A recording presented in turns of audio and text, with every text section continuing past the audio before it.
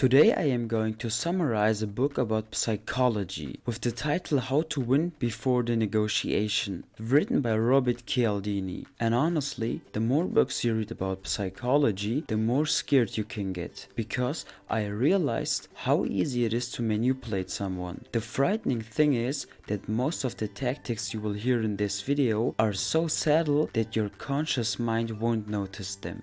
It occurs unconsciously. It's similar to a magic pill. You give it to someone before you talk to them and they start behaving in a certain way. They feel like they are in control and have made a conscious decision. But that's not the case. To better understand what this book is about, think of it this way. Imagine you are planting a seed.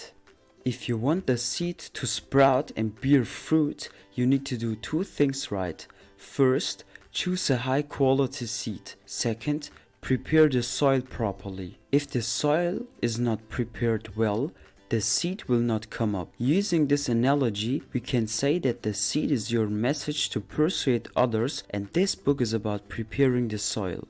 Robert says that all my previous research up to this book focused on what to say to persuade, but one day I realized that persuasion starts before the message is delivered. What you put in front of your message matters a lot. Let me give you an example and you will understand what I mean. In one experiment, they sent a good-looking man, a model type, to approach random women in a mall and ask them for their number for a date. Giving a complete stranger your phone number is a risky thing to do. And of course, the man got a lot of no's, but he also got a few yes when he approached a woman outside a particular store. Can you guess what kind of store it was?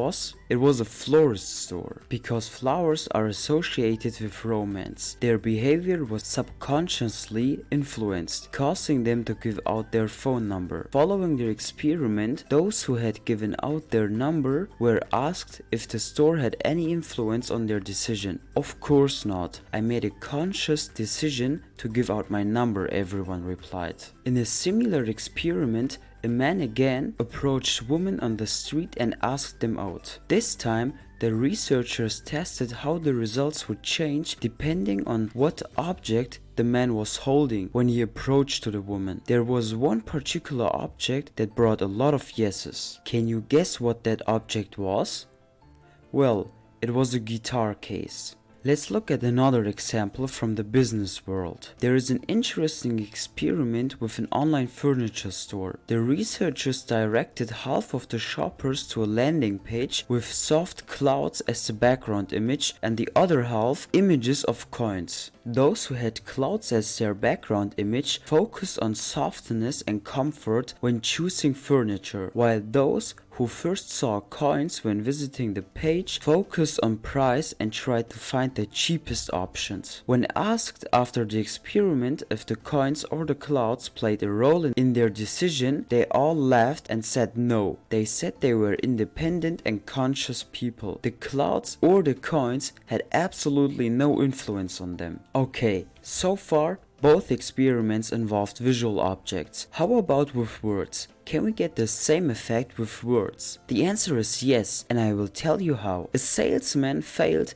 to sell his product for $100,000. Whenever he mentioned the price, many customers tried to negotiate, and when they couldn't get the lower price they wanted, they just left. This way the seller lost a whole bunch of customers. Then he made a small change. During his presentation, before he named the price, he jokingly said, "Of course I can charge you $1 million for this product." Every time he said this sentence, almost no one tried really to negotiate the price or complained that $100,000 was a lot of money. And why? Because $100,000 seemed like a pretty small amount compared to $1 million. And yes, I absolutely agree with you that the joking mention of $1 million has nothing to do with the $100,000 product and shouldn't change people's behavior, but that's not the reality. The reality is that it has an unconscious effect on people's price perception.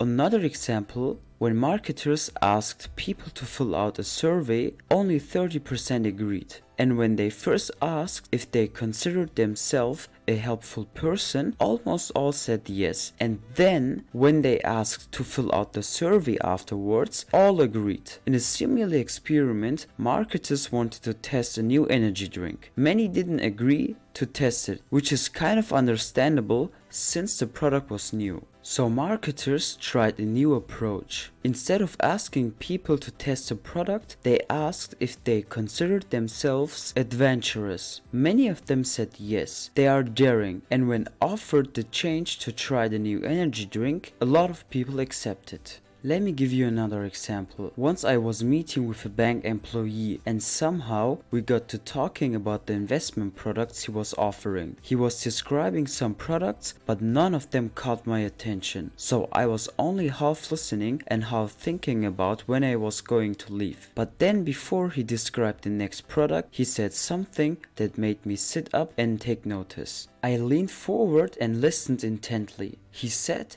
"The next product I'm going to talk about is the one I would even recommend my mother invest in." As soon as I heard that sentence, I felt a strong confidence in him and the product. Probably not on purpose, but it activated one of the most powerful principles of persuasion that Robert Cialdini calls unity. Unity refers to a shared identity to which both the influencer and the influenced belong. The idea that we share an identity with someone makes us much more likely to want to agree with them than someone who is not a part of that unity. If a communicator can show that he or she belongs to the same group as we do before he or she delivers the message, we are much more willing to cooperate with or believe that person. Let me give you an example. A big concern among investors has always been that what happens to Buffett's company Berkshire Hathaway when he is no longer at the helm. In a letter to shareholders about succession planning, Buffett wrote, "I will tell you what I would tell my family today if they asked me about the future of Berkshire." With that wording, Buffett was very persuasive, saying he would give readers the same advice he would give a family member. The strongest form of unity is found in family. People do a lot, even risk to help close relatives. Robert shows how family unity can be harnessed, even when trying to influence people who are not related to you. In one of his college classes, Robert asked students and their parents to fill out a questionnaire. The student response rate was always very high, but the parent response was usually much lower, often less than 20%. A small change increased the parent response rate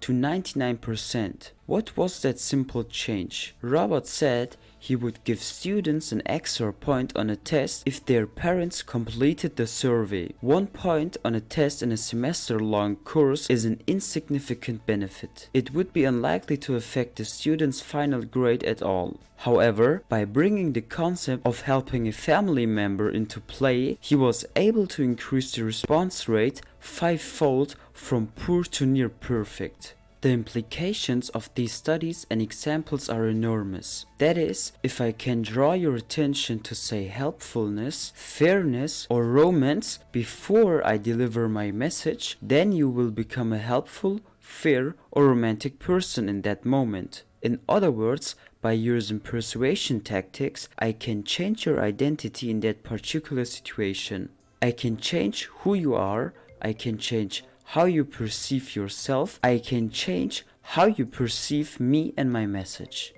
Now, let's see how we can apply what we have learned from these experiments. I have 6 practical tips for you. Starting with the first one, if you are giving away a free product to your customers, you might consider giving the product to their family members instead of the customer themselves. This can be more effective. Remember the experiment with students and parents where 1 point increased the response rate.